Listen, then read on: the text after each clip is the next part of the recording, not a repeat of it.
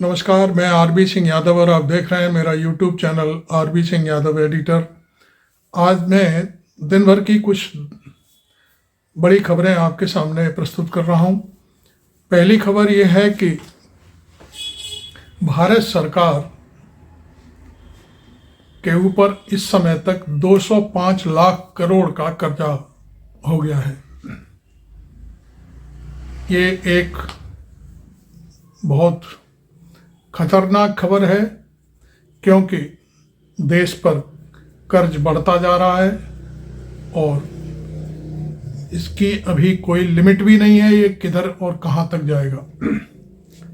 इसमें लगभग जो हमें जानकारी प्राप्त हुई है बिजनेस स्टैंडर्ड की खबर के जरिए, ये हमारा अपना आंकड़ा नहीं है, हम एक अखबार के हवाले से जो खबर आई है उस पर हम आपको सूचना दे रहे हैं।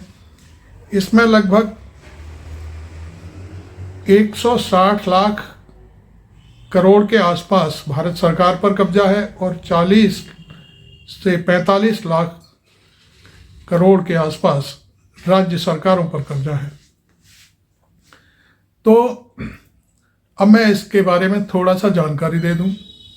सरकार बार बार ये दावा करती है कि भारी निवेश आ रहा है, बहुत कुछ हो रहा है और तमाम आमदनी हो रही है, ट्रिलियन कितना डॉलर की जो जीडीपी है वो होने जा रही है। पता नहीं क्या क्या बोलते हैं, उनके सामने हमारा तो कोई आंकड़ा ही नहीं फिट बैठता। जो लोग बोलते हैं उनकी बात मैं बता रहा हूँ। तो एक तरफ तो आप विदेशी निवेश की बात करते हैं, दूसरा भारी भरकम जो जीएसटी लगा रखा है आपने देश की जनता के ऊपर। कोई भी काम हो, चाहे वो सरकारी नौकर हो, व्यापारी हो, कोई भी चीज़ खरीदने जाओ हर चीज़ पे जीएसटी देना पड़ रहा है। वो जीएसटी आखिर जा कहाँ रहा है, उसका क्या? जब इतनी आमदनी है सरकार के पास तो फिर ये कर्जे में कैसे डूबती जा रही है गवर्नमेंट। बाकी मैं समझता हूँ जो भी दावे किए जा रहे हैं वो शायद पूरी तरह से खोखले हैं और इन दावों पर जो मेन स्ट्रीम का गोदी मीडिया है वो ये सब चीज़ें आपको बिल्कुल कहीं से भी ताक झांक भी नहीं करने देगा। दिन भर मैंने इस खबर के आने के बाद कई चैनलों को देखा, कहीं आपको कोई खबर दिखाई नहीं दे रही इस टाइप की। कई चैनलों पर आज एक प्रोग्राम बस ये चल रहा है कि इस तरह के मुद्दे ना उठ जाएं कि कर्नाटक के जो सिद्धरामैया चीफ मिनिस्टर हैं उन्होंने हिजाब पर से बैन हटा दिया है, तो वहाँ भारी मात्रा में चीख पुकार मची हुई है चैनलों पर। एक मौलवी बैठा लिए, 2-3 बीजेपी और आरएसएस के प्रवक्ता बैठा लिए, एक आध किसी पार्टी का, एआईएमएम का। बस वो धींगा मुश्ती हो रही है कि वो 2024 के चुनाव में आप ये हिजाब की राजनीति कर रहे हैं, ये कर रहे हैं, वो कर रहे हैं। मुद्दा विहीन बातें हैं जिनका कोई अर्थ नहीं है। खैर, उन बातों से हमें कोई लेना देना नहीं है, लेकिन आपको आगाह करना भी हमारा फर्ज है कि कौन सा चैनल क्या चीज़ दिखा रहा है। अब एक खबर और है, जो हमारे पद्मश्री पहलवान पूनिया साहब हैं। आज उन्होंने, वैसे तो उन्होंने अपनी चिट्ठी तो अपनी फेसबुक पोस्ट पर पहले ही पोस्ट कर दी थी, लेकिन आज उन्होंने, या शायद कल की बात है, ज़्यादा मेरे को जानकारी नहीं है, वो प्राइम मिनिस्टर से मिलना चाह रहे थे और अपना पद्मश्री उन्हें लौटाना चाह रहे थे। शायद उनको जाने नहीं दिया गया, भीतर एंट्री नहीं मिल पाई, तो उन्होंने कहा ठीक है, आप मुझे पीएम से नहीं मिलने देना चाह रहे हैं तो ये अपना पद्मश्री रखो। और वो पद्मश्री वहीं फुटपाथ पर रख करके चले आए। तो आगे क्या हुआ ये शायद कहीं से कोई सूचना नहीं मिल रही है, लेकिन ये हुआ है। उन्होंने फिर कहा है कि पद्मश्री लेकर के मैं घुटन में नहीं जीना चाहता। उन्होंने साक्षी मलिक के बारे में भी कहा है कि साक्षी मलिक के साथ साथ और भी लड़कियां हैं जो इस समय भारी दहशत में हैं, क्योंकि जो व्यक्ति भारतीय कुश्ती संघ के अध्यक्ष पद पर पहले था, उसी का चेला, उसी का शागिर्द, उसी का बिजनेस पार्टनर संजय सिंह फिर से भारतीय कुश्ती संघ का अध्यक्ष बन गया है। इसलिए हमें अब लगता है कि हमारे ऊपर खतरा और ज़्यादा बढ़ गया है। उन्होंने बहुत सारी चीज़ें बताई कि हमने पूरा आंदोलन किया, सारी चीज़ें की, लेकिन उनकी कोई बात नहीं सुनी गई। वो कोर्ट में भी गए, कोर्ट ने भी उनकी बात को नहीं सुना ठीक से, और इस वजह से उस लड़की ने अपने जूते निकालकर प्रेस कॉन्फ्रेंस वाले जो माइक होते हैं उनके बगल में रख दिया और कहा कि आज से वो कुश्ती नहीं लड़ेंगे।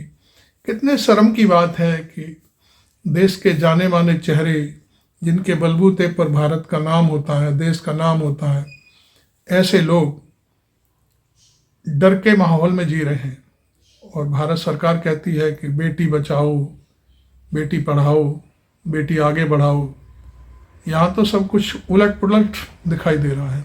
साक्षी मलिक ने मालूम नहीं उसको क्या महसूस हो रहा है, उसने क्यों अपना कुश्ती से संन्यास ले लिया है।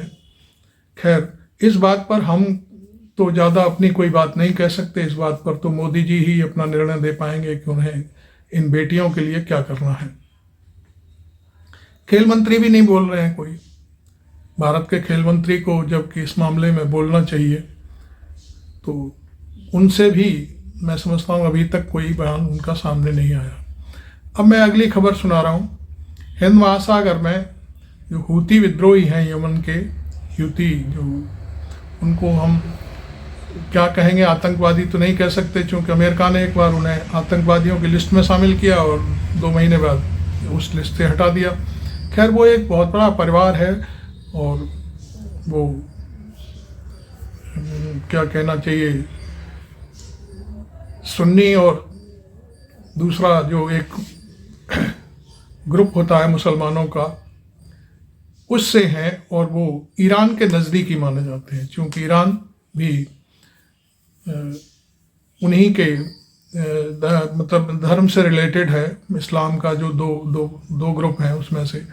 तो मेरे को ज़्यादा इस मामले में गहरी जानकारी नहीं है, लेकिन वो एक हूती संगठन है जिसके ऊपर हाथ पताया जाता है कि वो ईरान का पक्षकार है। तो खैर, जो भी है, वो हूती लोग जो लाल सागर है, वहाँ से जो व्यापारिक केंद्र है, नहर है, वहाँ से जो निकल के चलती है, जो लाल सागर में आती है, तो वहाँ पर वो उन जहाज़ों को, जो व्यापारिक जहाज़ हैं, उनको डिस्टर्ब करते रहते हैं। पिछले दिनों भी एक इंडिया आ रहे जहाज़ को उन्होंने टारगेट किया था। आज फिर उन्होंने एक जहाज़ को ड्रोन के जरिए आग के गोले में बदल दिया है।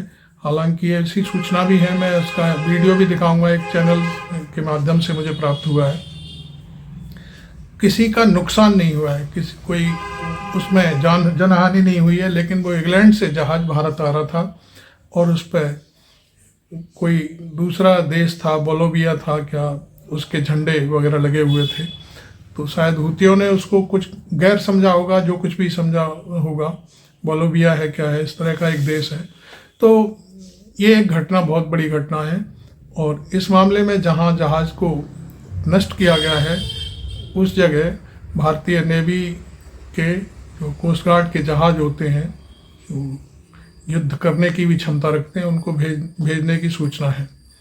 खैर, आपको आज का ये वीडियो कैसा लगा, आप इस पर कमेंट ज़रूर करें, और मेरे चैनल को सब्सक्राइब करना भी ना भूलें। मुझे ज्वाइन भी कर सकते हैं आप चाहें तो, और वीडियो को शेयर भी कर सकते हैं। Thank you very much.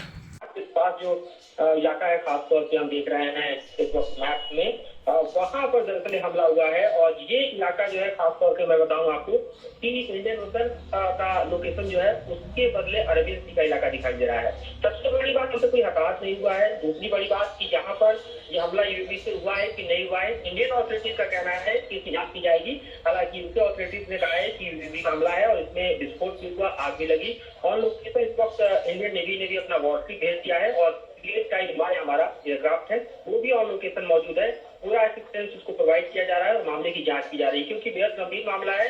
क्योंकि इंडिया की तरफ आने वाले किसी भी क्रूड ऑयल के शिप पर अगर इस तरह का हमला होता है, जिस तरह हम देख रहे हैं कि मेट एजेंसी में और फिर रेड सी में हूती विद्रोही कर रहे हैं, तो बेहद गंभीर मसला माना जाएगा और जाहिर तौर पर यह अलर्ट करने वाली स्थिति है। आपको ये वीडियो भी मैंने दिखाया जिसमें एक चैनल के जरिए जो चीज़ें निकल कर के सामने आई हैं, जो हूतियों ने हमला किया है हिंद महासागर के अंदर, तो ये भी आपने देखा। आपको ये पूरा वीडियो मेरा कैसा लगा ज़रूर लिखें, ज़रूर बताएं।